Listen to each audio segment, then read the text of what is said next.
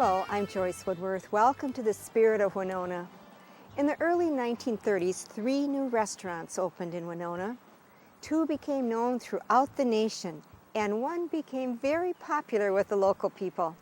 Today we'll find out about these restaurants and what made them stand out in the annals of our history. In the spring of 1930, 2 young men just graduated from Winona State Teachers College. Gus Headland and Frank Cunningham from Janesville, Wisconsin, played football together for the Warriors and became best friends. Frank supported himself by working at the Congress restaurant while in school, and when they graduated, they were both offered teaching jobs for $50 a month.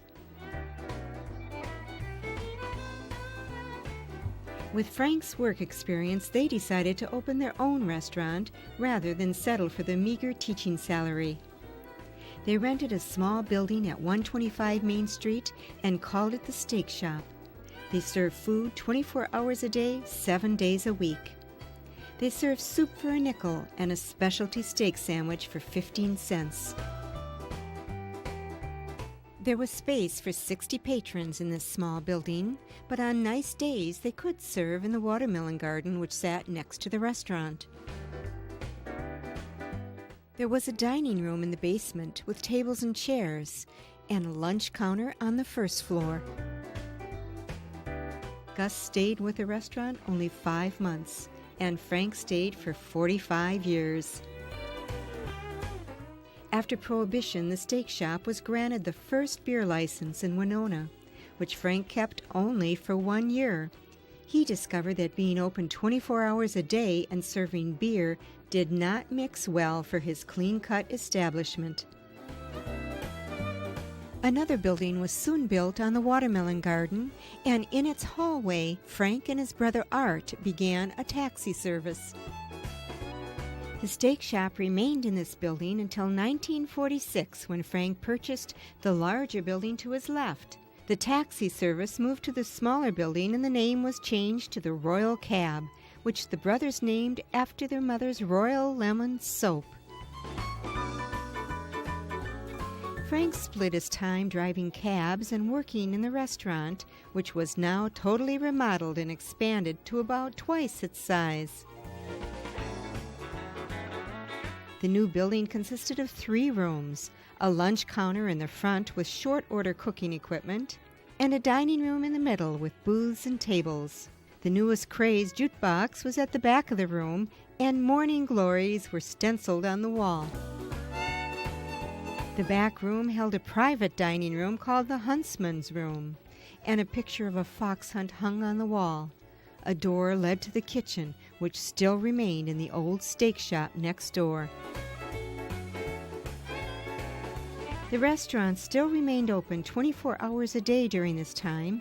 However, Frank, with his wife Benita and his growing family taking more of his time, closed on Sundays, except, of course, for Steamboat Days, when the carnival stretched out on Main Street right in front of his restaurant.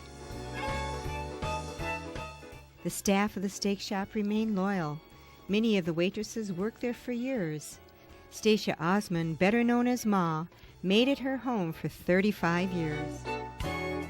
Any famous person passing through Winona stopped by for a bite to eat, such as the 3 Stooges, who took a moment to sign one of the placemats for the fry cook at the restaurant. A testimonial to Frank made headline news in the Daily News in 1966 during the 35th anniversary celebration of his well-known restaurant. Frank had built a popular business and a successful lifestyle for he and his family. The Steak Shop remained one of the featured restaurants in the center of town until 1976. But times were changing.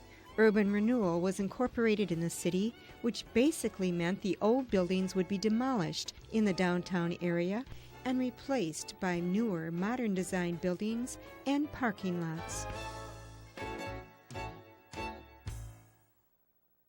On the west end of Winona, in Minnesota City, around the same time the Steak Shop opened, another type of restaurant was just getting started, a much larger restaurant which became known not only for its great food but entertainment as well. On July 2nd, 1930, the Oaks opened as a dining and dancing tavern specializing in American and Chinese food with dancing from 9 p.m. until 2 a.m. The nightclub offered gambling and floor shows for up to 320 guests. The building itself was built in 1864 by Otto Ville as a brewery. During the 54 years that it served as a brewery, a series of tunnels were carved out below the building. These tunnels were used for aging beer and built by the Bizon stoneworkers in the quarry's off-season. It was forced to close down in 1918 because of Prohibition, but reopened shortly thereafter as the Grove Hotel and Saloon, where it remained a bootleg operation, outwardly known as a soft drinks emporium, but secretly serving beer and liquor on the side. The Myers brothers took it over in 1930, renamed it the Oaks, and opened a gambling room which remained a popular feature until 1946 when Governor Luther Youngdahl made them close the casino. In 1935, the building burnt down, but in the next year, the proprietor, J.B. Myers, rebuilt the nightclub into the best years of its life. A new dining room was added on the first floor, with a stage and a large dance floor. The next year, Myers hired 30-year-old chef Walt Kelly, and things really began to happen. His skills as a chef became renowned. People came from all over the country to enjoy his specialties. Every Thursday evening, he served his famous buffet. It was common on that evening for his well-trained waitstaff to serve over 700 people. Celebrities went out of their way to eat at the Oaks. Chef Kelly's son, Walt Jr., remembers being wakened in the middle of the night to have his picture taken with the Three Stooges. It was Chef Kelly who built the business to its legendary status. From this point, the Oaks became the most popular nightclub between Chicago and Minneapolis. People came for the delicious steaks and his unique menus, such as braised oxtails and wild game specialties. It was the era of the big band sound, and at the Oaks, the music was grand. Big names such as Jules Herman, Lawrence Welk, and Sammy Kaye all played there, as well as local musicians such as the Henry Burton Orchestra. Chef Kelly's idea was to give the customer more than they came for, and that's how the business grew. Chef Kelly purchased the Oaks in 1943 with two partners and became the sole owner in 1955. During that time, the Oaks was the place to go for a fun night out. There was dinner and dancing, theme nights, and nightclub acts. There wasn't television in everyone's home, and the people from Winona, the surrounding area, and from great distances came to the Oaks for a great time. In 1946, another fire occurred. It began in the kitchen and destroyed most of the building. Chef Kelly and his partners didn't let that stop them. They moved the Oaks to the Elk Cove Bar, also in Minnesota City, and just down the road from the Oaks building. They stayed there 2 years until the renovation of the new Oaks was complete. The now famous nightclub reopened in 1948 with the longest bar in the Midwest.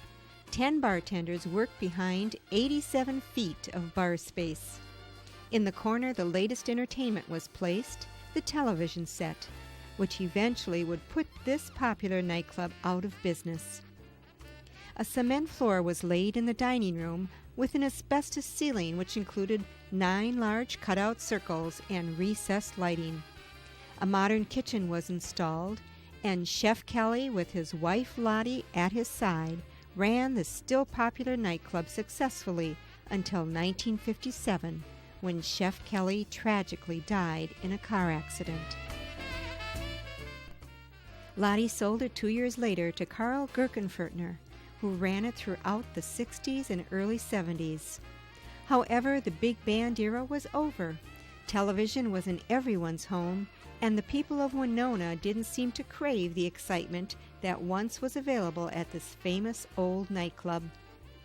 There were a few attempts at restoring its luster. In 1977, it became Marshall's Supper Club. Marshall Oaks bought it and spent $100,000 in remodeling. He was actually the first person to have actually owned it with the Oaks name. Ironically, he changed the name of the club to his first name, Marshall. He ran out of funds and closed the club 4 months later. In 1981, Red Fleming made the last attempt at keeping it opened as a restaurant. He remodeled the building into an upscale Mexican-style restaurant and named it Los Robles, which means the Oaks in Spanish. It was opened less than a year. The building sat empty for nearly 10 years. Presently, it is occupied by Minnesota City Machining. The floor that used to hold dancers and diners now holds heavy machinery.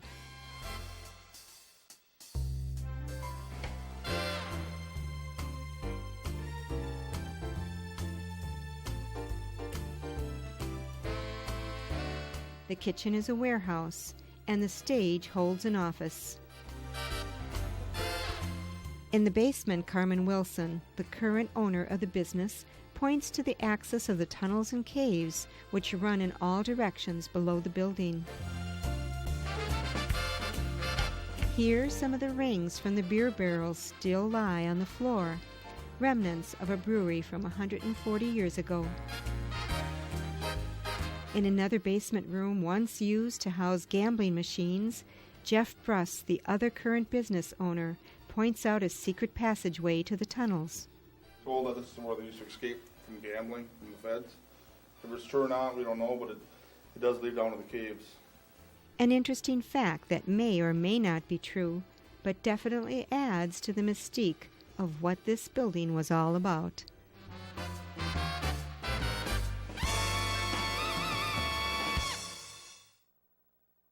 On the opposite end of town from the Oaks, another restaurant opened in 1931, the famous Hot Fish Shop. Known nationally for its wonderful batter-fried pike, stood just below Sugarloaf until its bankruptcy and demise in 1999. Most people remember it as being as much a landmark to Winona as Sugarloaf is. It began, however, on the corner of Mankato Avenue and Wabasha Streets, where originally Joseph Kowalewski and his wife Anastasia owned a pool hall, saloon, and cafe. It remained there until 1935 when it was torn down and Washington Kosciuszko School was built. Their son Henry, one of 11 children, had just returned from California where he had been acting in silent movies. He was a dapper man with much ingenuity and a flair to make things happen. He returned with his wife Helen, also from Winona, to fulfill a dream. He loved fishing and wanted to catch fish in the Mississippi, cook it to perfection, and sell it to his customers in a restaurant. After his father Joseph died, Henry took over the cafe pool hall and began the Hot Fish Shop, along with his wife, his friend Bubby Runke, who was a cook in the Army and knew how to serve big crowds, and his nephew, 16-year-old Alphonse, better known as Mose Bamanek. Mose's daughter, Diane Kirkenbush, tells us about her father's important part in developing the famous fish recipe. His father died when he was 12, and my grandmother had a hard time making it go with the family, so my father was in charge of keeping the food on the table, so he loved to cook. I mean, he would try all different things, and that's how he just liked to putz in the kitchen, as he said. My father could take nothing and make it taste good, and it was trial and error. I don't know how many hours he had invested in that tartar sauce and the batter mix, and how to get it to stick to the fish without it bubbling off as you deep fat fry. Tell me what happened. So then Henry was the commercial fisherman. Mm-hmm. He brought the fish in, and he was the one that sought your father. But he knew he was a good cook because they would visit back and forth, the families. He knew that my dad loved to spend time in the kitchen. So Henry said, you know, Mose, we need to find a way to make this fish palatable that I'm catching in the river for the people in Winona. You know, I have a dream to start a restaurant, and I want you in the kitchen. He said I want the fish, you know, deep fat fried with some type of coating. You know, Henry had this all in his mind, and he said, then I want a sauce to dip that fish into. So that's how it started, and then, you know. The first piece of fish was served on Christmas night, 1931, and the Winona community loved it. When the Board of Education took over the building 4 years later, Henry and 3 skilled friends built the first hot fish shop in the shadow of Sugarloaf. And this is where his dream came true. On the first postcard of his restaurant in 1937, Henry jotted a note to a friend saying he just built a filling station and a fish market to the right of the restaurant. Henry owned 12 acres of land here, and at the back of the restaurant he had a garden where he grew his own vegetables for the restaurant. Mose Bamanek developed the recipe for the pickled beets grown here and served to every diner. Even Pat O'Brien, the actor, enjoyed them when he visited 40 years later. My dad would hand can the vegetables out of the garden. The beets were a family recipe. Actually, when I went to the auction at the hot fish shop, looking for a little piece of memorabilia that would remind me of my father that I could haul home, and there on the side of his stove I had typed out the recipe for his beets, and he had it taped to the stove. So I had taken and whittled that free, and I brought the recipe home. The restaurant was building a reputation in the 30s and 40s. With Henry's determination and fishing ability and Mose's cooking talent, people were stopping from all over to eat the delicious pike lunch. Originally, this building consisted of one main dining room with a Bizon stone fireplace at one end, tables and chairs, and a jukebox.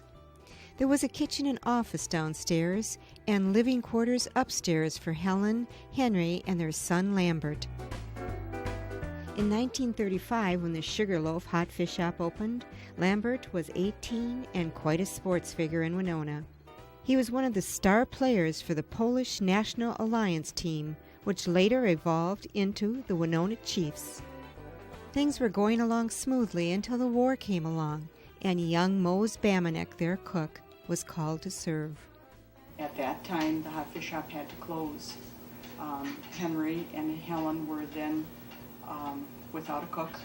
So we have letters from original hot fish shop letterhead written by Henry to the State Department for an early discharge for my father to come back so that he could reopen his establishment, because the building was sitting empty and the people wanted the restaurant open. And we have one from the Peerless Chain Company, and we have one from the lawyers in town that wrote to the State Department. Also the Merchants Bank wrote that, you know, Mose needs to be discharged. The war is over. We need to get him back here as soon as possible. He's guaranteed a good paying job with his uncle's restaurant. So all those letters were saved all this time, along with, I have the original hot fish shop envelopes. So did these letters work their magic? Was able to come back? He was. Mose returned, and in the late 40s, the front of the building was enclosed, and a new dining room was added in the back of the restaurant. By this time, Henry's son Lambert also became part of the business, along with his wife Helen. And in 1967, when Henry died, Lambert and his mother Helen and his wife Helen took over the business. Their Polish heritage was very important to the Kowalewskis, and the hot fish shop included the Polish theme. The waitresses in the 50s and 60s wore these Polish-type uniforms.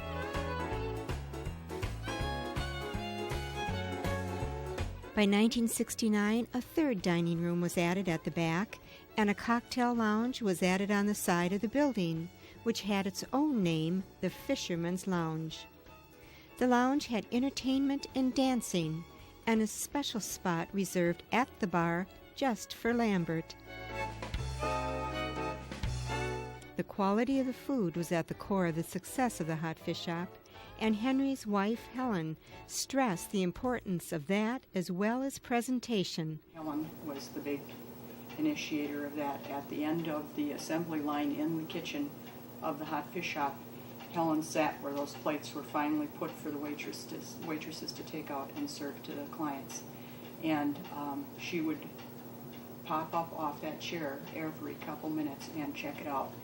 Not enough shrimp on there, throw another shrimp on there, get that fish off of there, it's been sitting too long. This tartar sauce needs to be replaced.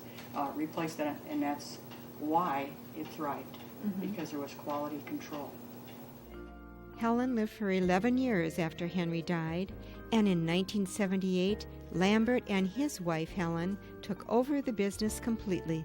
Helen and Lambert had 3 children, one of whom joined the business in the 60s.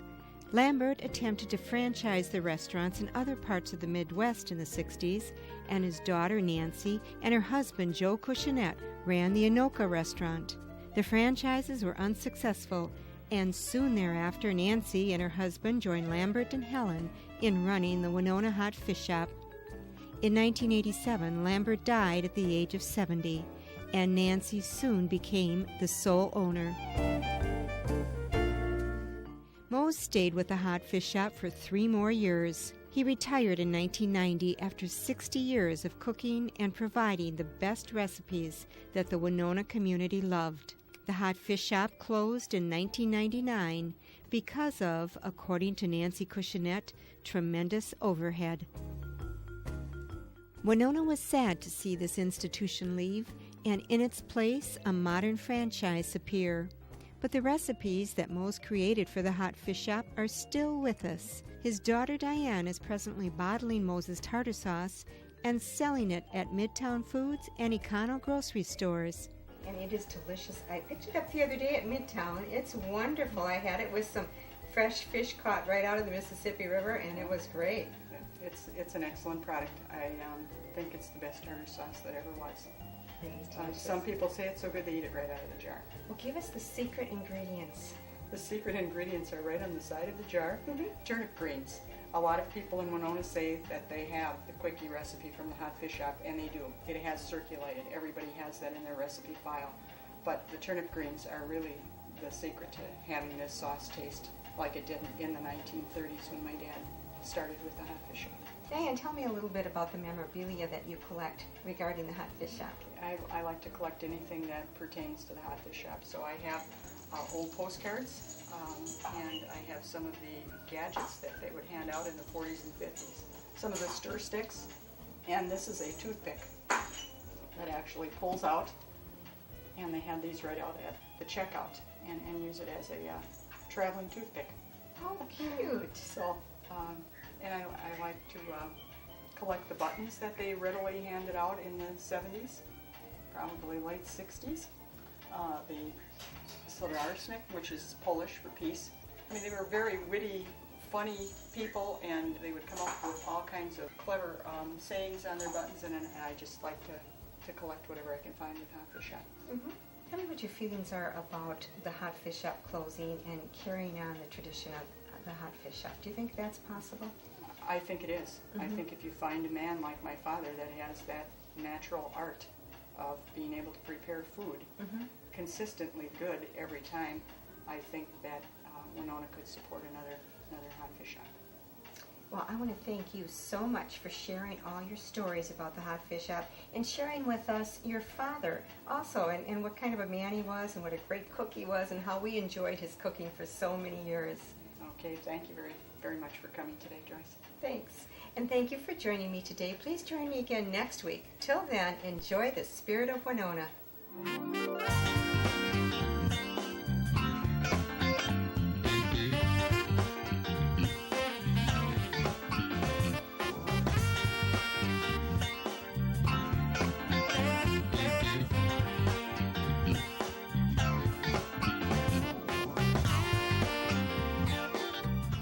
What is banking all about? It's about him, her, them. It's about managing today's challenges and planning for tomorrow's opportunities. It's having someone there when you need them, a trusted resource, a partner, a bank that knows you, not as a number or an account, but as a friend. Far from ordinary, right at home. That's Merchants Bank.